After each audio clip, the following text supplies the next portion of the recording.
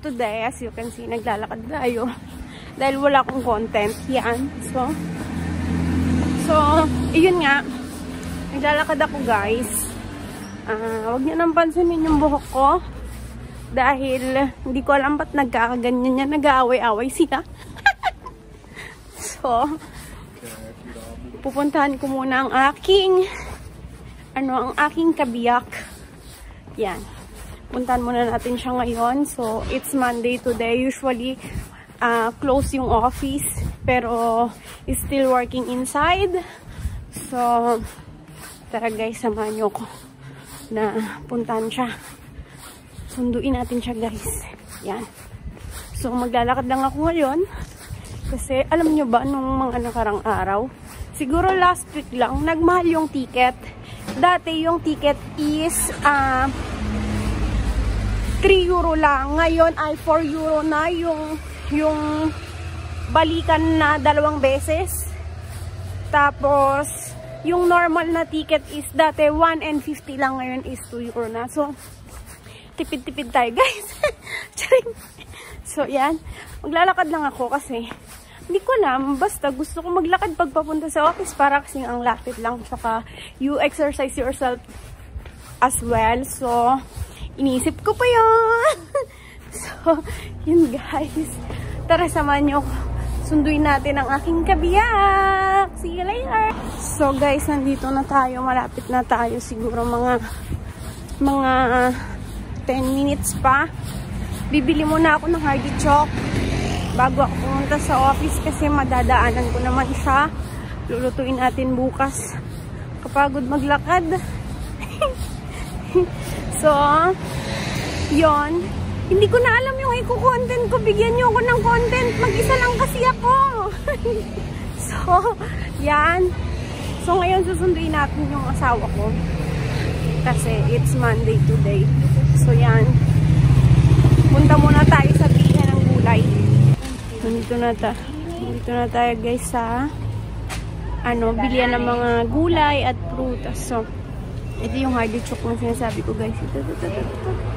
Yan yung Hardy Chalk. So, yan yung bibili natin mamaya. Ay, ngayon pala natin bibili. So, yung 10 pieces is 6 euro. So, nagmahal na siya.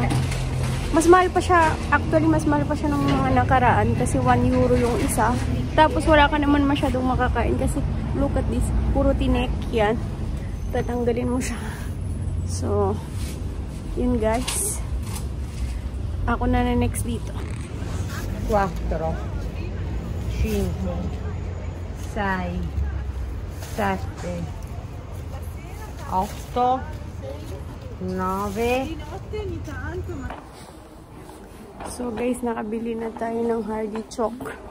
Nandito tayo ngayon sa mga bilihan ng shampoo. Yan. As you can see. Bibili ako ng toothpaste. Ito na yung binili kong Hardy Chalk. Yan. So, bibili tayo ng toothpaste, guys. So, yan, guys. Dumilim na. Nakabili na tayo ng mga bibili natin. Yung Hardy Chalk. Tapos, pumunta ako sa mga bilihan ng mga toothpaste. Yan, para na ako umumu. So, parang dilim. So, yan. Pumunta ako sa bilihan ng mga toothpaste kasi bumili ako ng toothpaste. Yon. Hindi ko na na-videohan kasi ang hirap mag-video.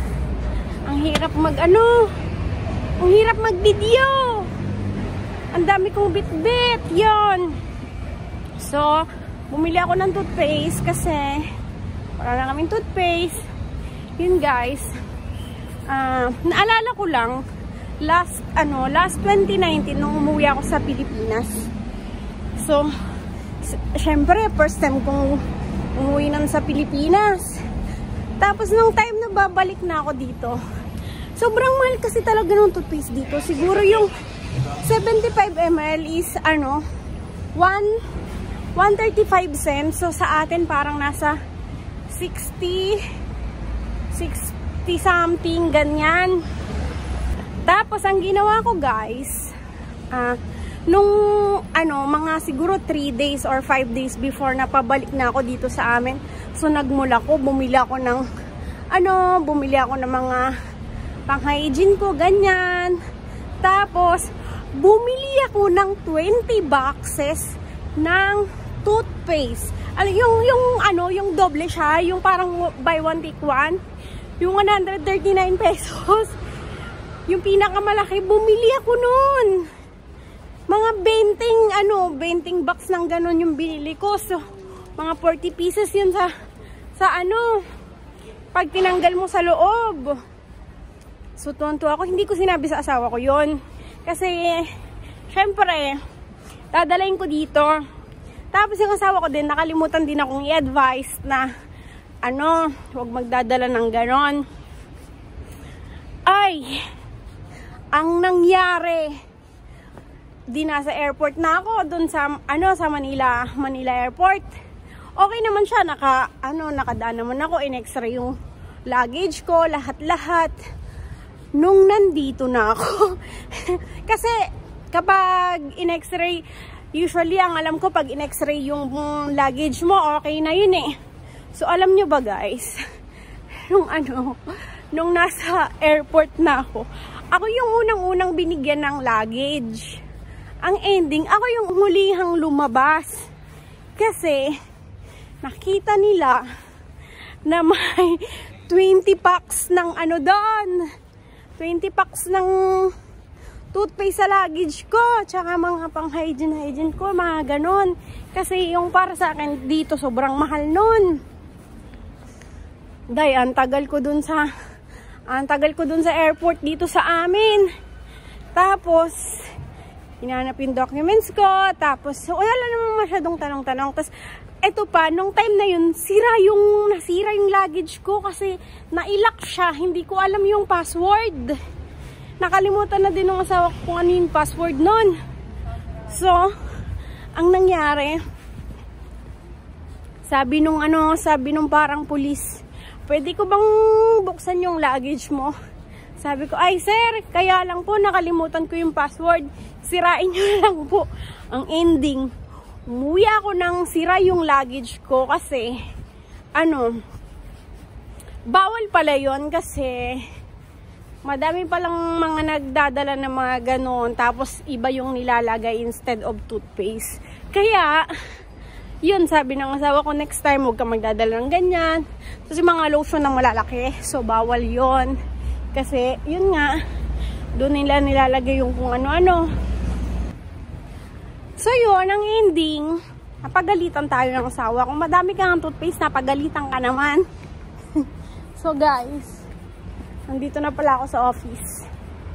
Yan, as you can see, nandito na tayo sa office. Dumating na tayo. Yan. So, papasok na tayo sa loob. At iiwan natin yung mga ating binili. Actually, pwede kong iwan dito sa scooter.